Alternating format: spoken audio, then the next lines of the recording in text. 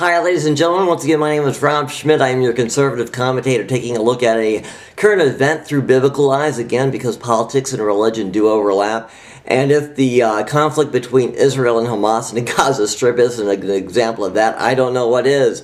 Many of you know that Israel just agreed to a ceasefire along the Gaza Strip, so now I'd like to take a look at what does the Bible say with regard to Israel, the Jews, and this piece of land. I begin with a simple reminder in Genesis chapter 12, verses 2 through 3, which read, "And I will make you a great nation, and I will bless you, and make your name great, and so you shall be a blessing. And I will bless those who bless you, and the one who curses you I will curse, and in all the families of the earth shall be blessed." And there's Deuteronomy chapter 7, verse 6.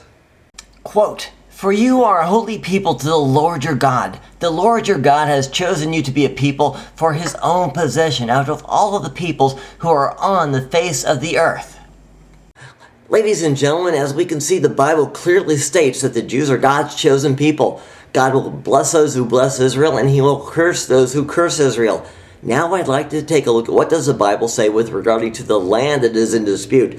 So I begin in Genesis chapter 15, verses 18 through 21, which read, "And on that day the Lord made a covenant with Abraham, saying," and I quote, "To the descendants I have given this land, from the river of Egypt as far as the great river, the river of Euphrates, the Kenite and the Kenizzite, and the Cadmonite, and the Hittite, and the Perizzite, and the Rephaim, and the Amorite, and the Canaanite, and the Girgite, and the Jebusite." End quote.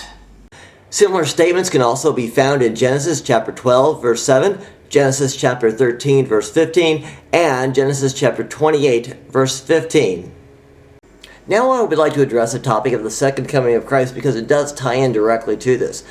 Because as the Bible indicates, before Christ's return, there will be an Antichrist, a world leader who will emerge, who will successfully negotiate a peace treaty between Israel and its opponents. And as Daniel chapter 9, verse 27 states, "And he will make a firm covenant with many for 1 week."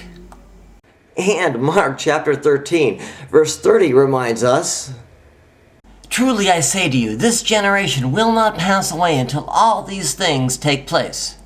Now, ladies and gentlemen, as many of you already know, in May of 1948, the United Nations officially recognized Israel as a sovereign nation, something nobody thought would ever happen. When this happened, the prophetic time clock began to tick.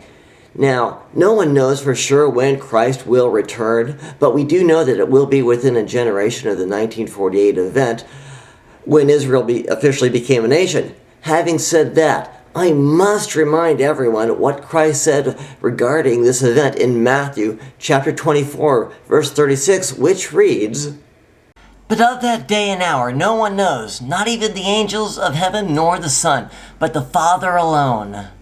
Folks, if Christ, the Son, doesn't know when he's going to return, how can any human being possibly know?